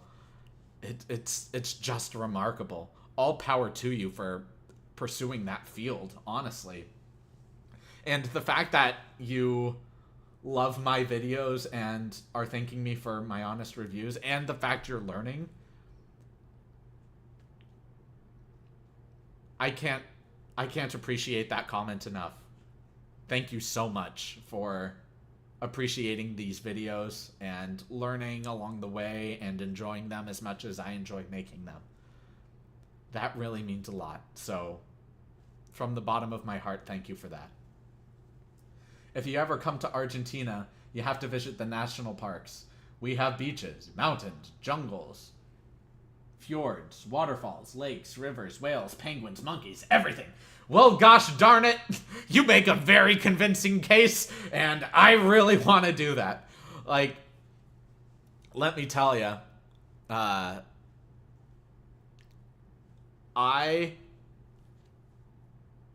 in my life, I am going to visit everywhere. I'm going to make it a mission to visit everywhere. It is already a part of my life's task to do so.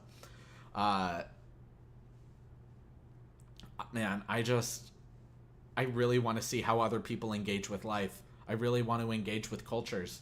I really want to do everything I can to experience the planet on which I live just outside of what I've already experienced.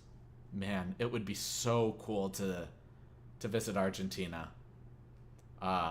Just as much as the rest of the world, but, you know, you've already made such a great case to say national parks which I already love, and beaches, which I already love, and mountains and jungles and fjords and waterfalls and lakes and rivers and whales and penguins and monkeys, which I love all of those things as well. Like, I visited an aquarium not too long ago, and I had such a wonderful time just observing, like, ever since I left the aquarium, whenever I just take walks, I think about the fact that I live on a planet with such interesting creatures, like fish this big who live their entire lives nose down to avoid predators. That's wild to me. And bioluminescent jellies. Oh my gosh. Like, just the fact that I get to exist in the same world, the same existence, the same reality as these creatures, it's mind-blowing to me, and it just makes me so happy. And I'm a translator, so I can help you with communication. Oh, that's awesome. I would love that. Good on you. I've been working on a novel now for 15 years. Neither of us approaches token time yet. Yeah. Yeah. Man. To see the level of positivity in this chat box right now, it's so heartwarming. This is the most, like, consistent, highest level of viewers and engagement that I've had in a live stream ever. This is so awesome. I love this. Wow. Just the fact that I get to engage with so many of you. Like, I've been looking periodically at the amount of people in the stream, and just the fact that, like, we've had so many people, like 4 people, which is already a lot to me, growing into 9, which is huge, into right now 13. Dude, I'm actually stunned. Like, this is the fact that you guys are here. I can't express my gratitude enough, honestly. You have an open invitation to the Philly vibe. I appreciate that, Blue. Thank you. At some point in the future, I would like to visit Philly. 1, because of the rich history, but 2, gotta try authentic Philly cheesesteak. You know, I'm sure that there are places where I live that have had people from Philadelphia have little pop-up stands showing their cheesesteak, which I thought was absolutely delicious. But I don't think there's quite a sensation as eating Philly cheesesteak in Philadelphia. You know, I think there's a ritual that comes along with that. I've been immersed. Sorry, I'm having such a difficult time reading. I'm reading without my glasses. I've been immersed in music and dance my entire life, and I couldn't imagine my life without any of it. I always leave your reviews with something new. It's so much fun.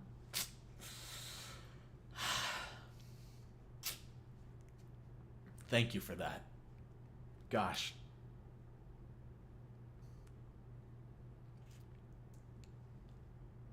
That's really kind of you to say. And I'm sure that it's true, so, which is why I feel very sentimental towards it. Thank you. Thank you for that. Dude, we genuinely like you. Thank you. Thank you. It won't be long before you have many more. I try not to predict the future. The future is always unknown. But, you know, if more people find value and entertainment in the content that I make and the content that I'm planning on making in the future, because I would like to branch more into storytelling, and more into my own music and seeing where that goes. But again, we'll see. But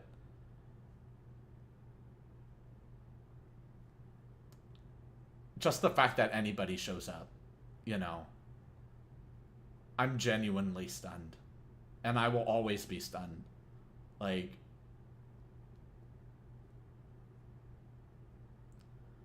for you guys to actually recognize that, or not recognize, but just take in and truly on an intuitive level enjoy the content, and not just enjoy it, but learn something maybe, or even if you're here just to enjoy it and just enjoy the reactions, you know. I'm really happy that I can provide that little beam of light. You know, it's very fulfilling. Thank you. Ah! Fudge! Dude!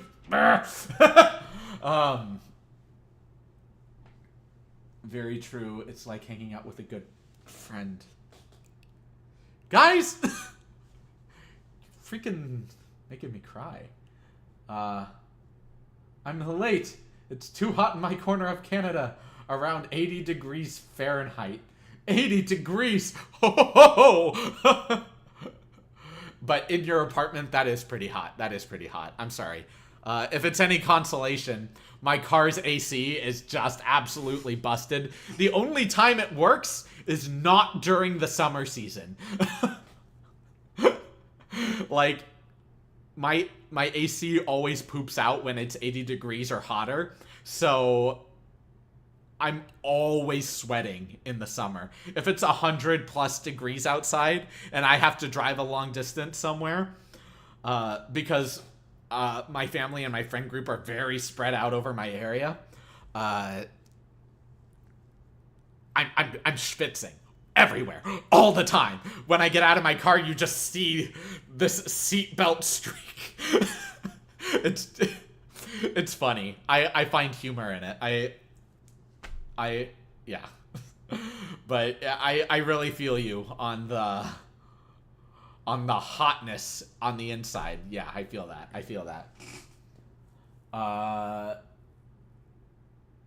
Honest, we do.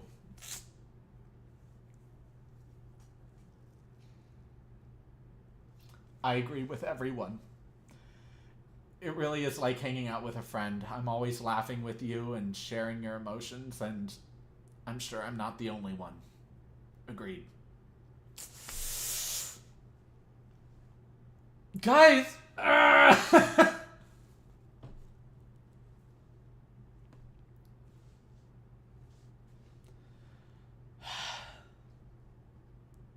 I'm really glad that I can add something of real value to your guys' days.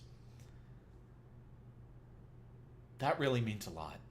Like, I can't express it any better. Like, sincerely, just thank you. Are your storytelling streams weekly or random? I want to be sure not to miss any. This is really fun. If you're referring to these streams in and of themselves, where we're just kind of chatting, vibing, hanging out, I mean, they're every week, every Thursday at 1 p.m. Pacific Standard Time. Like I keep mentioning in the videos, that's subject to change depending on if I land a new job sometime soon, or I might just, after I launch my Patreon, I might have a poll for it and see what time works best with most people, because I do have a pretty wide international audience, which I am absolutely thrilled to have, but that does make scheduling a good time to live stream rather difficult. So at the moment, it's pretty consistent with Thursdays, 1 p.m. Pacific Standard Time. I'll, of course, keep everyone updated in my community posts if that does change, and in videos. But that is what it is for right now. So Thursdays, 1 p.m. Pacific Standard Time is the consistent time for these types of streams. But I might do other streams. I might do gaming streams. I might do just storytelling streams. Like a video on my channel that I had such a good time filming, but oh my gosh, it took me so long to actually film it and edit it, and it has no views and no likes and goes so underappreciated. is the Cat in the Hat. It took me so long to make that thumbnail. It took me so... I had such a good time with it, though. But, man, I love storytelling, and I love engaging, and having just a fun, whimsical time with others. So, I really appreciate you stopping by and wanting to be here for this. First time watching you live. Love watching your reactions. Keep doing what you're doing all the way from South Africa. Wow. I'm really happy to have you here. Thank you so much for joining me on this live stream. Thank you so much for those kind sentiments. And the fact you're from South Africa. Wow. That is awesome, dude. I would love to visit Africa. In its entirety. Just in its full richness. I would love that. I would die without AC. It's 102 in the shade right now. Oh, gross. Like, something my partner talks... Like, I communicate this with my partner a lot, but she's always taking advantage of it as well. I run very warm as a person. I get that from my mom, who is just constantly prone to hot flashes. But no, I'm just constantly running warm. Even in cold weather, I'm constantly warm. So I'm just sweltering in the summer. So my apartment is constantly cold, and whenever she stops by, she's like, I have to wrap myself, and I'm like, yeah, well, this is the only way that I don't sweat. I'm sorry.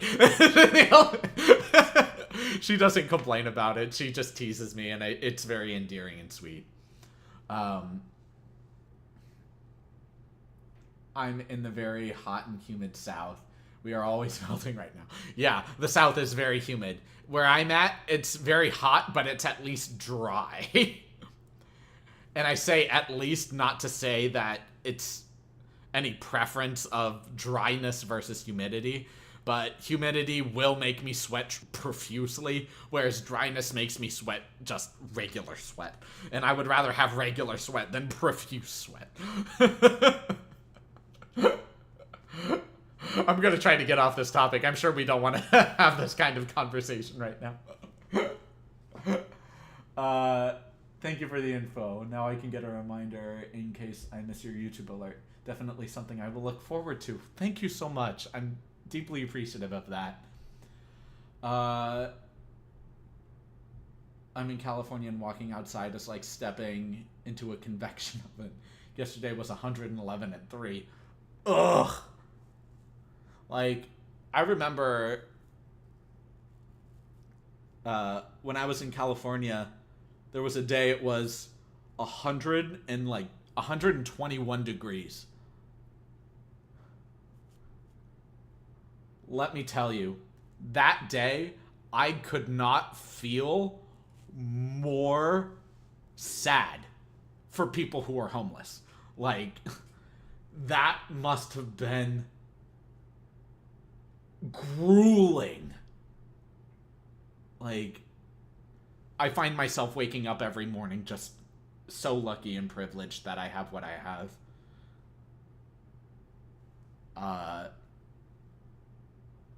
Really enjoy what you reveal to us. You have a very sweet, open face. Thank you. You can laugh at yourself. You have great taste in music. What's not to love? There's a lot of what is tough to love. There is a lot. But even the people who love me most sometimes have a hard time with some of my eccentricities. But at the end of the day, they know who I am. They know what I'm setting myself out to achieve, and I'm just doing my best. And they see that, and I see that in them as well. We all see our faults, we all see our strengths, and we push each other to betterment. And I think that that's where the real value comes in. It's still 90s at the shade at 7 p.m. Ugh. Oh. Gross. I remember one time I was in Germany, Not in terms of temperature, but it was like 9:30 p.m. or 21:30, and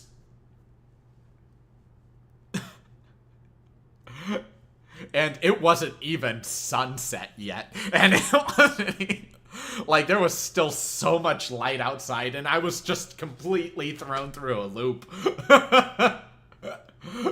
But man, what an unforgettable experience it was being in Germany. I would love to visit again.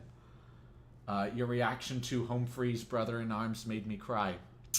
Thank you. Obviously, it made me cry too. Yeah, that was a very intense song. But Humphrey really did it justice. But man, dude, as much as I would love to keep doing more Humphrey videos, and I do have one in the waitings. The next one I have ready to go is their recent upload of Your Man, and I thought that was wonderful, which I'm ready to post at any time, but I'm trying to keep the different layers of it, or keep the different artists coming through. Not have it just be voice play or Dan Vask, even though my upload today was voice play. It is going to change. Like, tomorrow I would like to do either Shogo or Humphrey, or just something a little different than the usual two that we've been really focusing on this last week. But just to switch up the rhythm a little bit. But, man, home free videos, they're really tough on me. And I'm not talking about the reaction, I'm just talking about the uploads. Like, first off, I don't have a single home free video that I can monetize. Second off, some of them were actually blocked upon release from public view, and I had to work hard just to get them available to the public, let alone monetize them, which I cannot do on any of them. Like, the copyright owners are really, really rough. I think only one of them am I sharing revenue on. But, man, like, home free videos are going to be more few and far between for that reason specifically. But as a group, I love them. Like, I actually saw them live at the Los Angeles Acapella Festival in 2014? 2015? One of those, I think. And I heard their Guilty Pleasures. That was when Gangnam Style was really poppin'. Like, I heard, like, just live, like, I heard Adam's solo drum thing. Dude, like, they had, they were wild. I loved listening to them live. That was the last time I heard them live. And then after university, I stepped away from the acapella scene. Hence why I'm trying to get back into it and appreciate the actual vocal techniques and styles that go into it again. But man, dude, that was, what a time. Let's see. You haven't cut me out of your online life of having a rather too open admission of visceral reaction to that growl, that roar, that scream, that Dan Bass did, and burn, Butcher, burn. Yes! Oh, man. Just, Dan's screams are freaking incredible, dude. Like, one of my friends is a really incredible musician, but also has really developed his scream into something really, really great. He does heavy metal, and his scream is like a roar. It's very striking and powerful. And while that kind of music isn't something that I resonate with the most, I definitely appreciate the skill and the emotion that goes into that kind of music a lot more thanks to him. And I'm really appreciative to have him in my life. So yeah, anybody that can master the art of screaming like Dan does, really kudos, hats off to you, man. I couldn't imagine being homeless in this dangerous heat we have now. I know, seriously. My heart goes out to every one of them. Like, I remember one time I was working at Universal Studios Hollywood, and on my way to work, I saw a homeless man just not even asking for money or panhandling, just for food or a job opportunity. And he said that he was a web designer, and there was another person who he was with who was no longer able to communicate with the world, just grunts essentially. And I pulled off to the side because I was still early for work. I'm egregiously early to everything, by the way. Like, if something starts at 9, I'm going to be there at the very least by 8:30. If not by 8.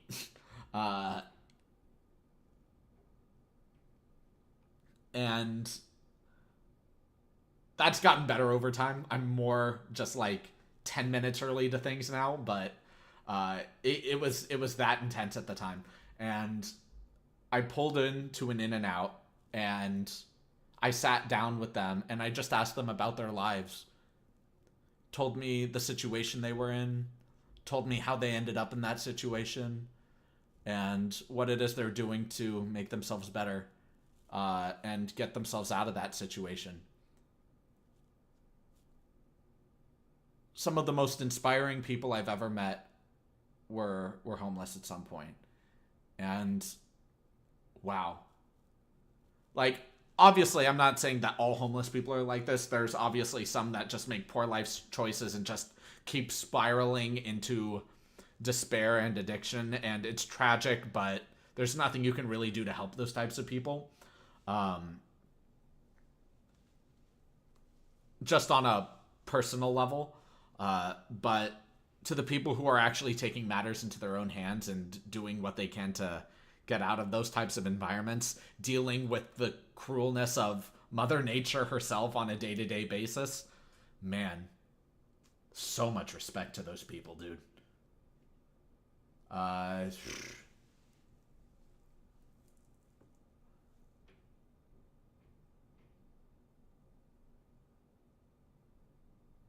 Variety is always a good thing. I agree.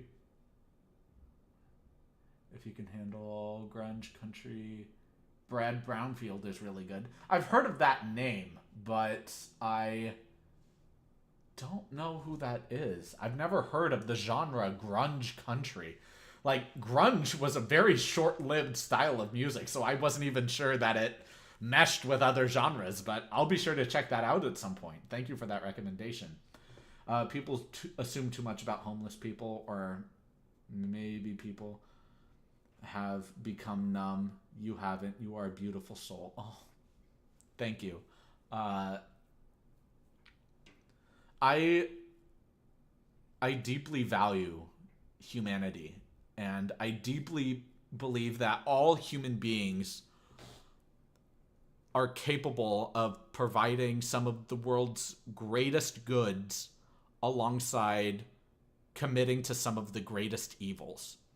And that doesn't mean to say that, oh, because this person is committing to some of the greatest evils, that they're only capable of committing great evils. No. I think every single one of us, regardless of how virtuous you are or how genuinely righteous you are, you might, you're a human being. And, I feel all human beings have a certain level of impulse, primitive impulse, that can end up hurting others. I feel like most of us in our lifetimes have regrets. To the people who say, I don't have any regrets, I'm sure there were actions they've committed to in their life that were regrettable actions, but they just don't carry that baggage anymore and therefore say they don't have regrets. But I genuinely believe most people in life have some regrets that they wish they could take back or wish they could have done differently. And me, definitely, absolutely. I've recognized that through my attempts to do right by people, I have hurt more people than have helped. Which is why when I completely broke down in 2020, I saw that as a tremendous opportunity to just completely restructure myself and to have a guiding star which is a guy that I really just look up to. Fortunately, he, like, on YouTube, there's a channel called A Good Win TV, and people think that he doesn't react too hard, but I think he's one of the most inspiring people I've ever have listened to that engages with the layman. And his views of the world are very nuanced, and I take such great inspiration and use that as a guiding star towards understanding myself, towards engaging with the world in a way that is rich to me, not mimicking or imitating him, but just using that as my North Star to say, this is what I truly want to cultivate for myself. These are the values that I truly believe are the right thing, and will act on them according to what I truly believe is the right thing. And just persevering, showing that unconditional positive regard to all people. If somebody intentionally does you wrong, do you have the strength necessary to rise above it, not harbor any resentment or grudge towards them, and sympathize with those feelings of bitterness? Because for me personally, I can absolutely sympathize, even empathize with feeling bitterness towards others, feeling bitterness towards your circumstance or position in the world. And wanting to take that aggression out onto others is definitely a feeling that I can understand. Which is why, and I'm not justifying terrible action. If you commit to a terrible action, you deserve the corollaries of that. But to be able to reflect on it and to be able to recognize something that you might have done that was cruel or just wrong in the moment, or you recognize as a true moment of weakness in your character, then you're doing everything you can in the present moment, which is recognizing your regret, recognizing your fault and your past, and just doing what you can to move forward with that. It's really, really tough stuff, but the more comfortable you are in that discomfort, the easier it is to adapt to vigorous situations in life. I've come to recognize, at least. You mentioned going back to the banjo. I don't know if you've seen Roy Clark or Steve Martin videos, but they're fantastic. I've seen Steve Martin. My mother loves Steve Martin and showed many of his videos to me. Yeah, he's an incredible banjo player.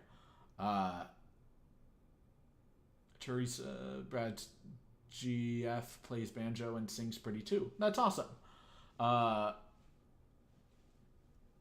It's so Goodwin, Goodwin, one word. So it's A Goodwin TV.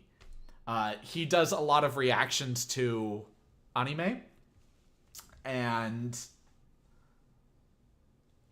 I really like his sense of humor. Really resonates with mine. His ability to express his thoughts and to talk about life and psychology and philosophy in a way that is so palatable for the layman. Like, he inspires me so much.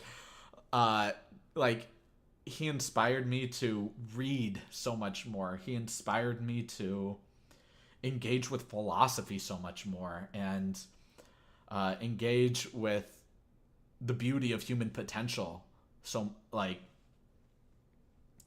And even on top of that, he had this whimsical thing that he did during his The Legend of Korra reaction series. But he could be a very offhand kind of guy too, where some of his actions are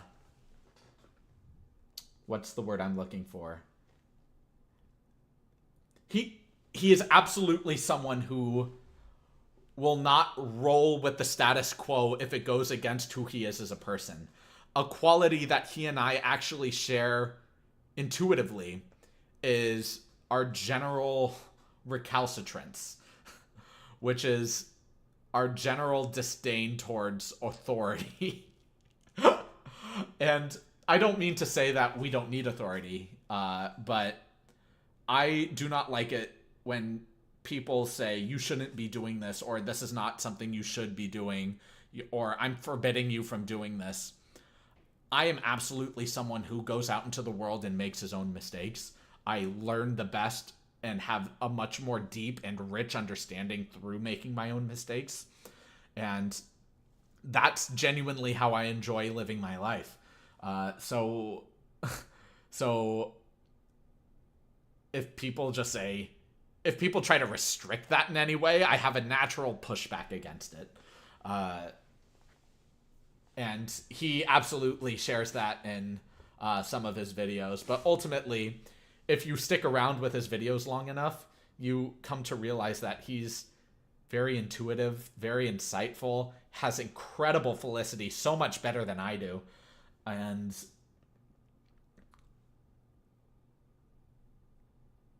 his reactions are just so genuine. Like, no action he does feels out of alignment with what he's genuinely feeling. And I think that that is such an admirable quality to have. And what I mean by that is, have you ever been in a conversation where your friend makes a joke at something and the joke lands and you understand it's a joke and you want to, like, sympathize with them? So you're like, but it's not really a hearty laugh. You just kind of laugh, but it's not really a genuine laugh. But at the same time, it's you recognize the humor in it. It just didn't land well for you personally, kind of thing. For him, it feels like every expression he makes or everything that he's about to talk about is self-realized. And it's just, I'm always so dazzled watching his reactions. As superficially mundane as they look on the outside, like, actually engaging with his conversation, I don't think there's another channel like him. I think he's just so cool. And his life is just so rich with experience. The more videos you watch of him, the more you learn about his life, his backstory. It's just incredible. It's so rich. I love it. Vincent Price once said he didn't play monsters to men that were pushed by circumstance and only wanted revenge. Only too human. It is human. It's human to seek revenge. It's human to feel anger, to feel rage. It's human to feel jealousy, envy, acrimony towards ourselves and towards others. Those are all human things, and we shouldn't repress them by any means, or we shouldn't demonize them by any means. Because if there's something that I've learned when I've been filled to the brim with hatred about something, or filled to the brim in acrimony, I've learned that I get an enormous amount of energy that I never thought I had to begin with. Like, have you ever just been so riled up that all of a sudden you can't even contain the level of energy in your body? Therefore, somebody might go and punch a wall, or somebody might go scream into a pillow, or somebody might go for a run or work out, or do something to expel and extricate that energy. The point is that if you can actually utilize that energy, because being filled with rage isn't necessarily a bad thing. If you're filled with hateful intent towards another person, that requires a lot of self-reflection and should be reflected upon immediately. But if all you're feeling is a particular emotion and you don't know what to do with that energy, if you can figure out a way to be able to use that like a jetpack or like a propulsion engine, where you utilize that energy, put it behind you to propel you to greater heights, push you to excellence in any particular field. That's actually what allowed me to become consistent in working out, is utilizing a lot of the stress I had and utilizing that energy towards self-betterment in really healthy ways. Things that I'm like, okay, what can I really need to extricate this energy right now. I really just can't hold on to it anymore. But screaming into a pillow isn't going to do anything. It's just going to hurt my voice. How can I utilize this energy? By doing something that I know is right. I'll go work out. I'll go run in the park. I'll go spend some time outside. Something to get out of my own head and just get back into a state where I know that I can truly appreciate the world I'm living in and come back to a state of normalcy. Because no amount of stress, no amount of anxiety, no amount of anger, rage, or pain I'm feeling is worth never feeling happy again. It is imperative that I exist with the goal of always returning to my natural state of kindheartedness, of strength, not making sure that my kindheartedness is not perceived as weakness or fragility, but perceived as I'm choosing to be kind, but know that I'm doing so from a position of arduous turmoil and that I've overcome, and am doing so to physicalize my body in a material way that I am actually physically powerful as well. And, you know, it's great to be virtuous and righteous, but it's also important to be dangerous to some degree. In terms of Demon Slayer, the anime, where, you know, Tanjiro, the lead protagonist, is the most kind-hearted, most gentle, tender, caring boy in the world. But that being said, he wields a sword. And he knows how to use that sword. And uses it for the sole purpose of killing demons. And to be able to utilize strength and power while also being and practicing genuine kindness and virtue, I think that's what it means to achieve the highest ideals. And always being able to return to that state.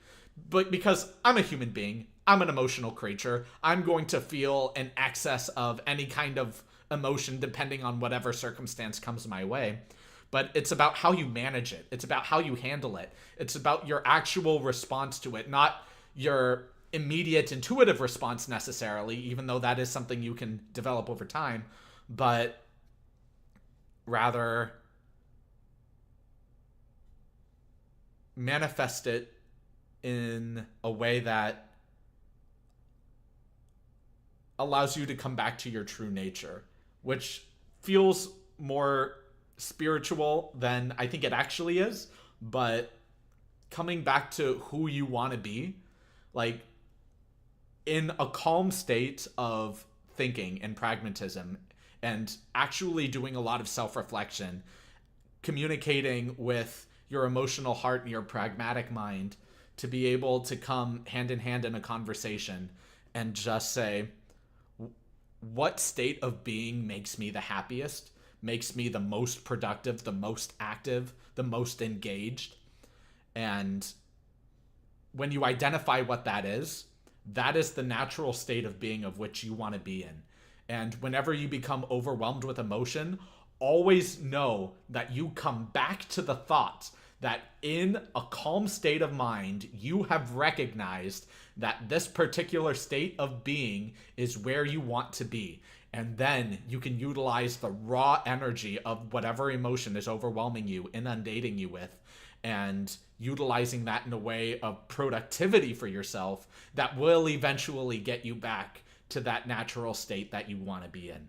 And I think that is the key to managing one's emotional self alongside just general sense of self.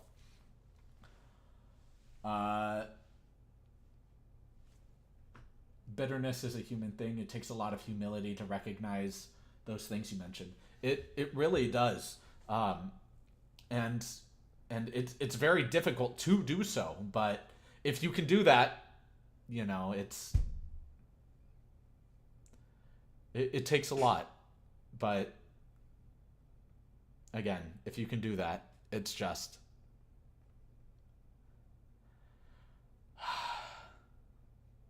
it's a great step forward, I think, in anybody. Even people who have mastered that skill, being able to actually practice that and execute it every time. Like, very few people I've seen are capable of truly achieving a bodhisattva nature, or a nature of true, genuine kindness and love of all life, that nothing can faze you or affect you. You're just in this consistent state of acceptance and bliss that I think is just more or less impossible for developed nations, because we're very much involved in the realities of the world and not focusing on not just the realities, but our detachment from things. Like, if you guys might notice, my room is very bare. I have a suitcase, I have a couple of whiteboards, a very basic lamp, and a bed. like I really don't have many things. I don't find value in things. I find value in experience. I find value in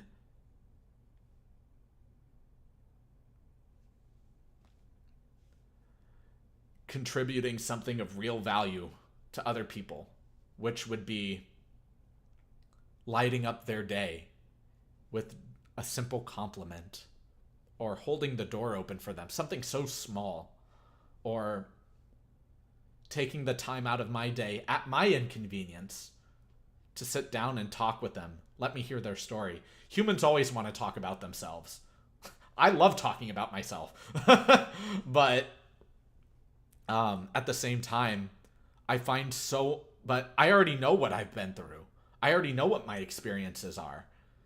I want to hear other people's stories. That's why I spend so much time trying to not just overcome and develop my social awkwardness into the weakness that it is into a strength, but I'm trying to harbor a few more extroverted qualities, even though my natural just nature is being introverted and finding a lot of happiness and joy being alone. It comes to the point of actually holding on to, or actually gaining extroverted qualities so I can better fulfill my mission to get to know people and show unconditional positive regard to them regardless of their values or ethics, and actually take elements of value that they've learned in their lives. Like, we're all impossibilities, human beings are. We are the culmination of hundreds of thousands of years of humanity making decisions. And all of those decisions have led to our genes constantly mixing and matching up until our current being. And just the fact that we exist as who we are today is so beautiful to me. And the fact that you have lived your life in a specific environment, have come to your own conclusions, have your own view of the world, engage with the world in your own way, even if they're antithetical to mine. There's a value in that. And to listen to their story with an open mind and an open heart, even if everything that they believe goes against my own belief system, you know, there's still value to be cultivated. There's still value to be gained from that person's lived experience because they've lived it. People don't just say, I'm going to choose to be evil and just be evil because I have no better thing to do. Like, Like, as much as people may even appear like that, there's more nuance to it than that. There has to be some event in their life that channeled that level of bitterness, that caused that level of resentment towards others. Or there must be something that's constantly pulling at them that they've never been able to address that caused it. But regardless of whatever the case is, it leads into their action. And if their action is ultimately hurting others, then yes, they should reap what they sow and take on the full brunt of the consequences of their actions. But with all of that said, I'm just saying that there's nuance that goes into these things. And it doesn't do anybody any good to just judge someone based off of their current value system. Like I was mentioning earlier in the live stream, we can't view each other as static figures of, well, you told me this was your belief, so this is the kind of person you are. No! This is the kind of person that they are today.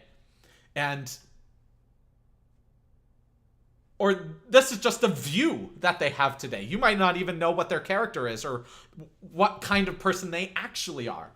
And their views might change. Views change. We evolve. We grow over time. We want to be better naturally. And, you know, I think giving people the benefit of the doubt in terms of I've changed, obviously you need to see the change.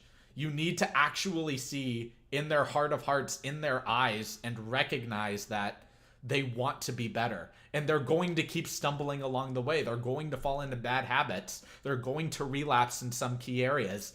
And that's not them not making an effort. It's them relapsing. And I also sympathize with relapsing. Like, it just comes to the point of showing genuine strength of character while showing sympathy and compassion towards people who are stuck or people who just don't have a way out and just need to live this life of acrimony, which is very tragic, but unfortunately some lives are just lived like that. And we have to just recognize that, recognize the value in that, which is knowing that that's a direction in life of which we do not want to live, and we've seen it physicalized in a being, so we've utilized in a way that, okay, great, I have learned that this person is living his life or her life in a way that I do not want to live. Great. I'm glad that I've seen this for myself, and I know to change my course in terms of things that are more in tune, in alignment with what it is that I want to achieve as an individual.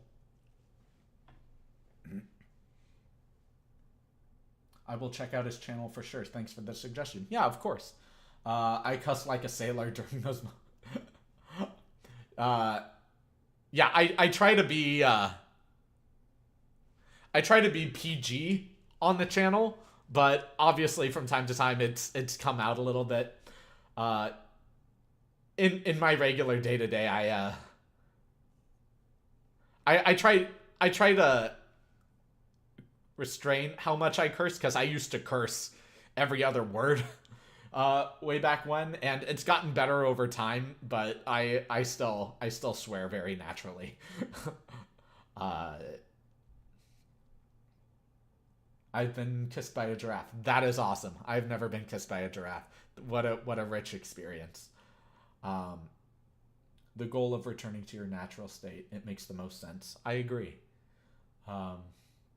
So adorable and positive. I adore animals. Animals are really sweet, aren't they? Well, I mean, they could be aggressive. No, I was about to swear there. But no, animals are beautiful creatures. I'll agree with that statement for sure.